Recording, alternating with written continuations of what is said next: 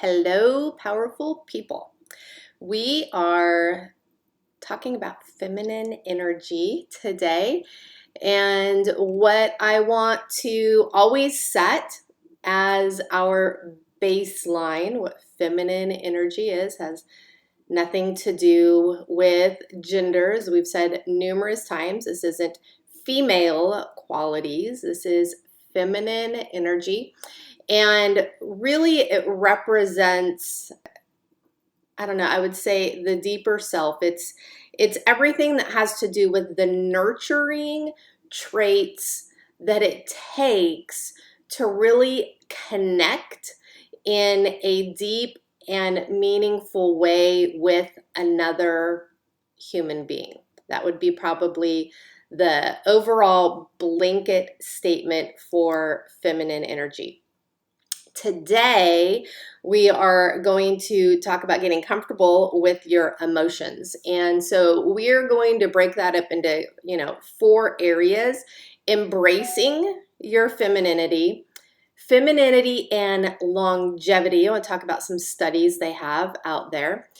A little thing back to the future, we're going to talk about, and from dominance to duality. So those are the 4 kind of topics we're going to hit today. Like I said, overall, what we're going to talk about is getting comfortable with your emotions. We are really in a emotionless kind of masculine, male dominated world. And the male, when it is ruled by the masculine, usually shuts down the emotions in a number of ways. We're going to talk about that. So today's teaching, I'm really going to be focusing on the individuals that are mostly masculine dominated, not my male listeners, right? It might be more applicable to a majority of males, but there are plenty of females out there that are uncomfortable with their emotions because they're actually dominated by masculine traits.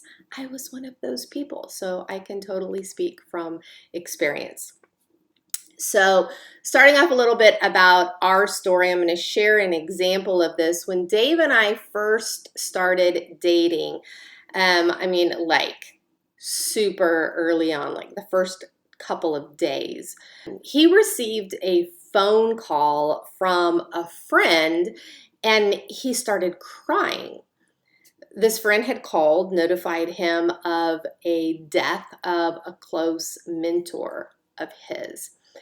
I was extremely uncomfortable. I can remember it vividly, so it actually sat in my memory banks because I was so uncomfortable.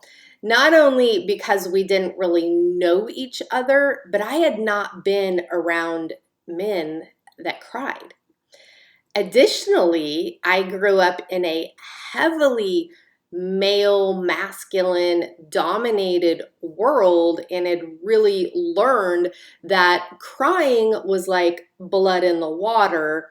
So I had shut it down within myself. What was happening, now knowing, looking back, what was happening is Dave was actually more comfortable in his femininity than I was. And I didn't know how to respond. I literally sat there saying nothing, kind of grasping at straws, frozen, like, how do I deal with, what is this, right? So this is one of the most common responses to masculine dominated individuals. It is the fight, flight, fawn reaction to emotions.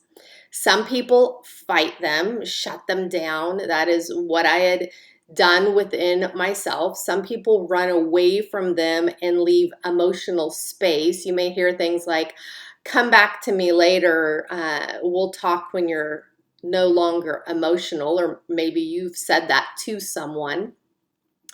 And some fawn. They're the deer in the headlights, right? They freeze up. They have no idea how to respond. So they actually come across as cold and detached in the moment.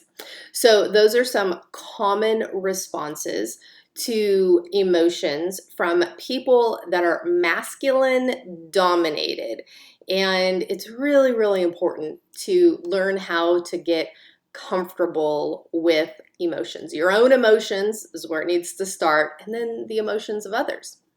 So, as a masculine dominated person, being feminine does not mean that, men wear high heels and put on dresses. It's about getting in touch with your deeper self and getting comfortable with that deeper self, getting comfortable with those emotions. The truly strong masculine is not intimidated by the feminine. They know it does not mean that you're weak, right? The feminine is not weak. It doesn't mean you don't have your crap together. It doesn't mean that you're falling apart. It doesn't mean that there's something wrong with you or something wrong with someone else or even the situation, right? When emotions come up. I thoroughly enjoy Dr. Brene Brown's research around vulnerability and living wholeheartedly. I would encourage you to look up actually her TED Talk on vulnerability, really quick, super deep, super meaningful. One thing you will find in her studies is that people who live the fullest lives are very comfortable with being vulnerable and not always having to be in control of their world. There's a beautiful strength displayed in the ability to be vulnerable. And that is truly a feminine trait. To be comfortable with your emotions and the emotions of others, we have to first get comfortable with being vulnerable. And that takes courage. So as we embrace our feminine, we find an awakening to all of the parts of ourselves that have remained hidden, a deeper connection really to your divine design as we start exploring these areas. Without this, when the masculine energy is imbalanced, when the feminine is ignored, we may have trouble connecting to our own hearts and desires and allowing those closest to feel connected, to be in, right? So according to what was called the Nun study, this was completed at the University of Kentucky a number of years ago, evidence shows positive and negative emotion-related attitudes and states to be associated with physical health, mental health, and longevity. So this really caught my attention, and I started diving into this a little bit more. There was a longitudinal study of Harvard graduates, besides the Nun study, where researchers found the ways in which men, so we're going to be talking more about the masculine, right? In which men explained bad events. I would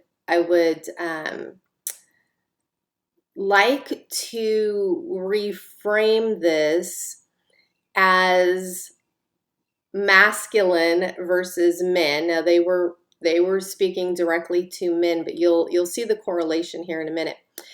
How men explained bad events actually predicted health outcomes decades later. They believe that emotion-based constructs reflect patterns of coping when negative life events occur and therefore actually affect longevity.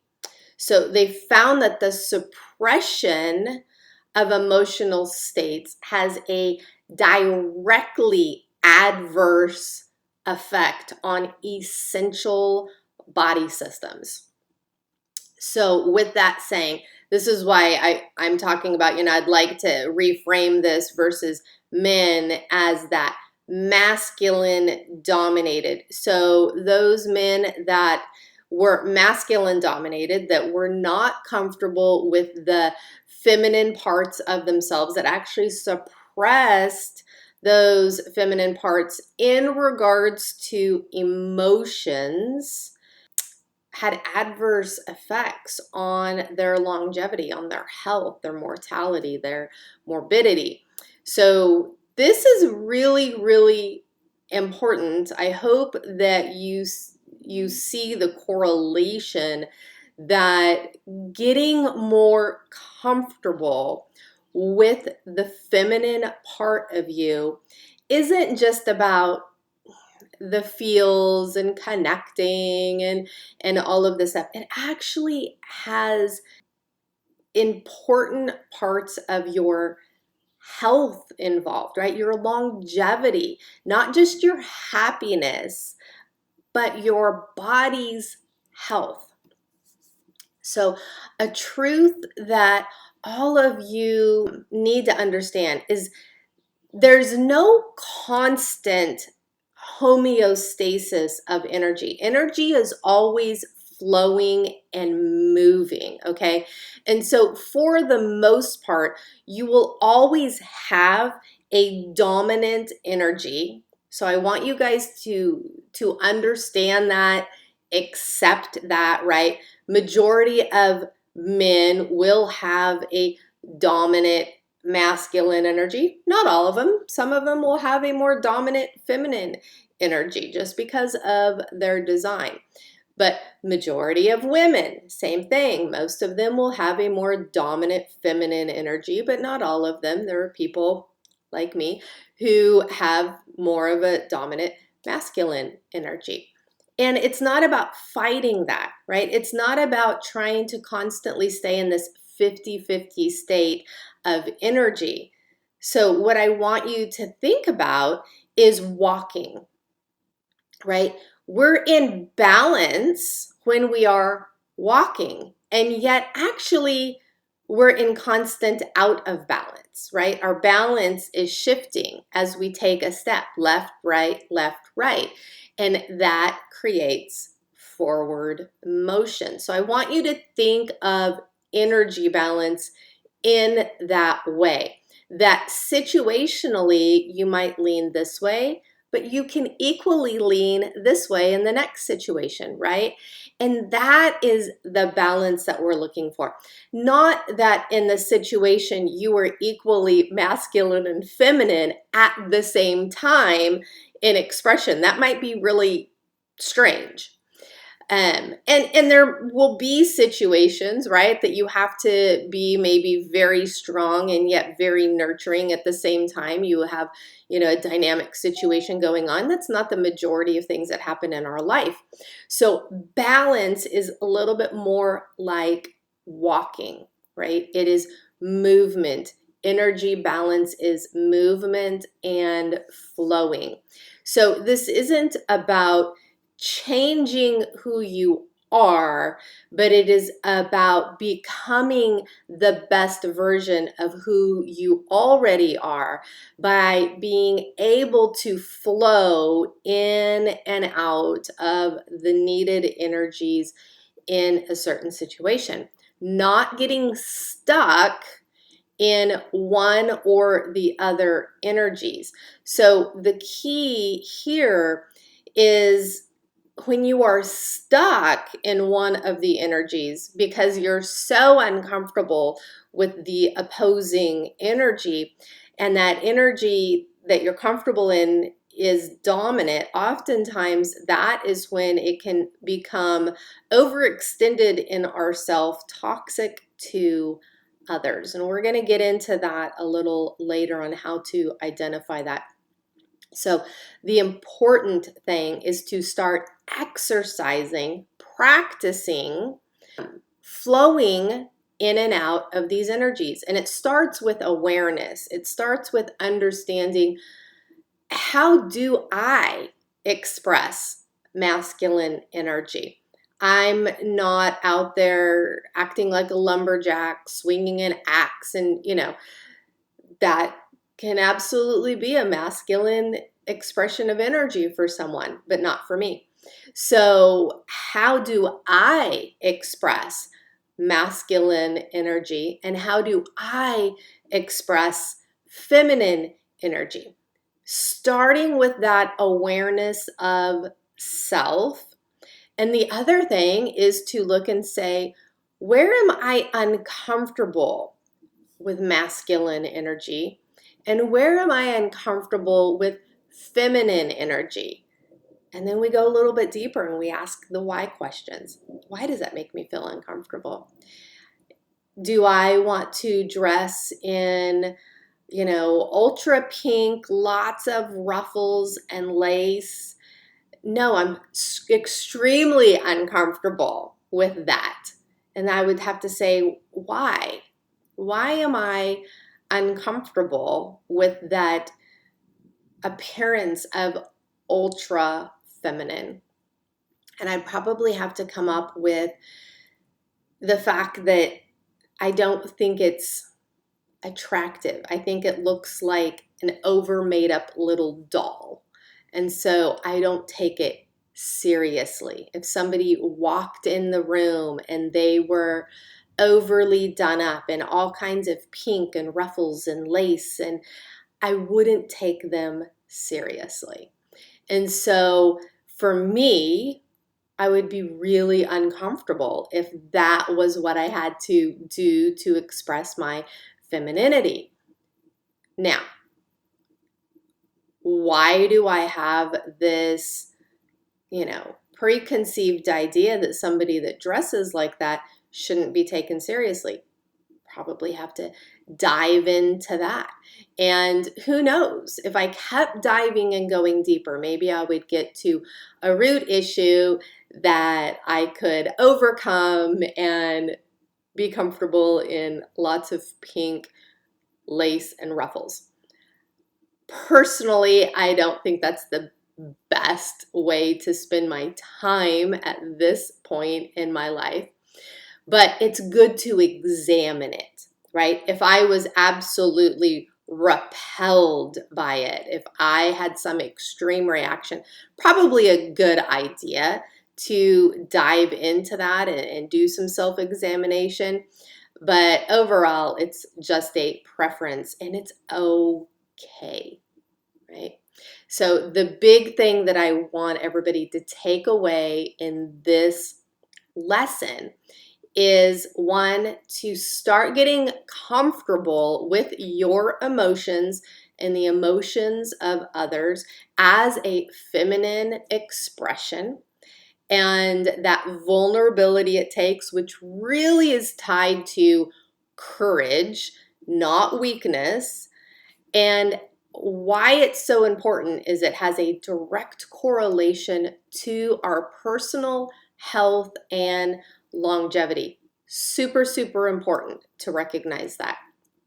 So, as a practical application, I want you to be more mindful towards building positive emotional connections with yourself, and stop shutting down. Stop having the fight, flight, or fawn reaction to your own emotions or the emotions of those around you.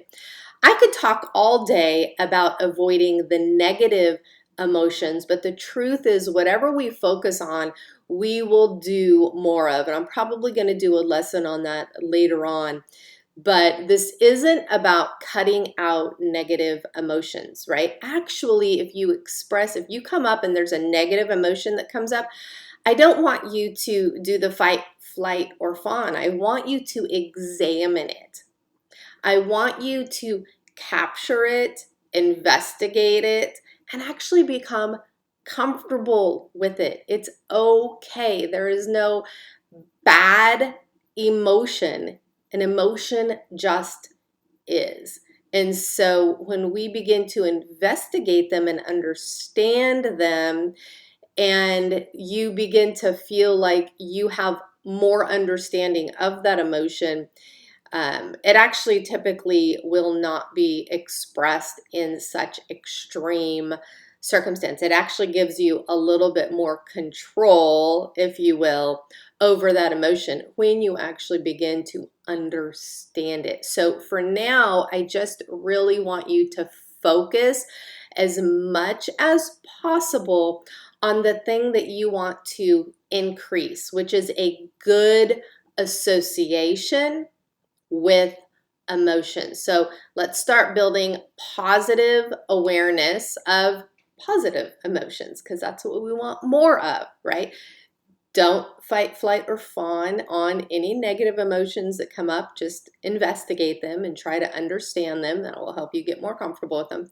Great place to start is with gratitude. So recognizing and appreciating the good aspects of your life, no matter how small, can actually tremendously impact your emotional well-being. And that's what we're wanting to increase right now.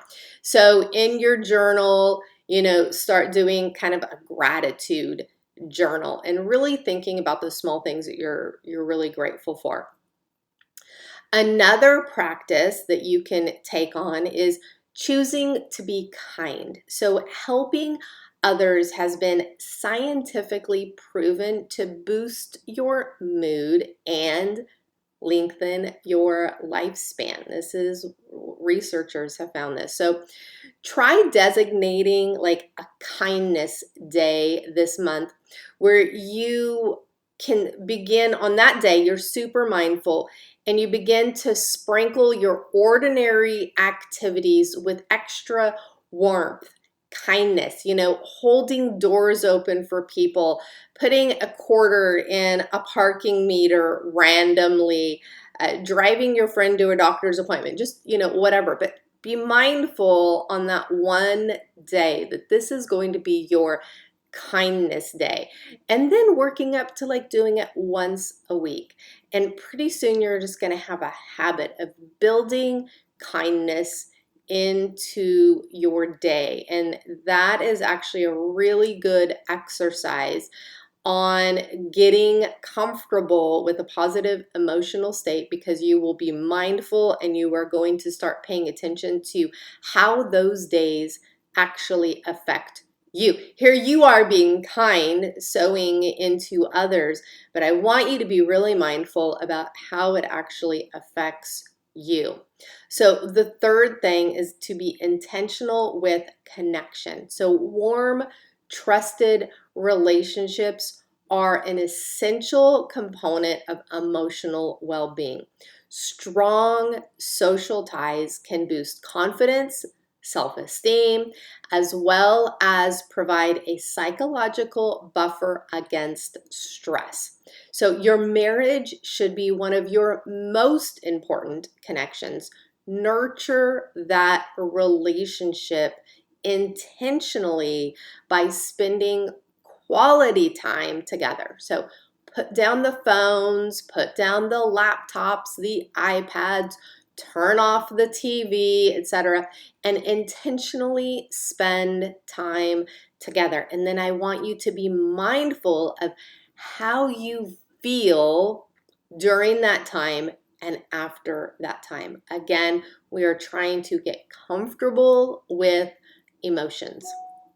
So the fourth tip goes back to something we have already talked about: spending time in nature. I know we assigned this in the last exercise, but I want you to take it to another level and become intentionally aware of your emotions when spending time in nature. Take note of how you feel and the emotions that come up in nature, and let them flow, right? Don't shut them down. Some people, when they will pay attention to their emotions in nature, they might feel like they're going to cry. It's a good cry, but they'll cap it, right? They will fight it. They'll toughen up. And I don't want you to do that. If you feel like you want to cry, it's okay. Cry and get comfortable with it. Pay attention to how you feel after the cry. If you feel like you want to scream because you're so excited or there's a massive release, do that. It's so important to begin to get comfortable with releasing the expression of our emotions, however they come up. The last tip, the last practical application that you can do, and you don't have to do all of these, I'm just trying to give you guys some ideas of what to intentionally do, is stop and smell the roses. We perpetually rush through life experiences, especially good ones. There is something that Brene Brown talks about, foreboding joy. We'll probably get into that at some point in time.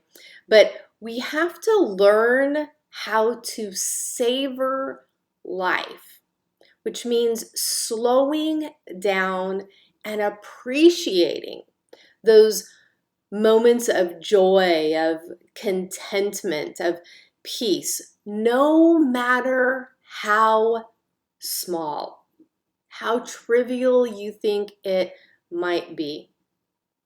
The longer something is held in awareness, the more neurons that fire and store that object in memory. This is so important. So savoring positive experiences and thoughts will actually teach the brain, because that's, what memories do. And we will start to begin to build positive associations, more positive associations than negative associations. So when stressful times come up, we actually have a resource already in our brain that helps balance that out and strengthen us through those hard times. So something as simple as just stopping to smell the roses, stopping rushing through positive life experiences, being mindful to slow ourselves down and just appreciate the moment. Pay close attention to the moment will help train our brain. So that is it for today's teaching on feminine energy. Again, the takeaway is to begin to get more comfortable with your emotions and the emotions of others, and start examining our thoughts around emotions. Start examining, do we respond in fight, flight, or fawn? Do we try to shut things down? Why do we do that? What is the bad belief that we have about that emotion? Now, it might not express itself in all emotions with you.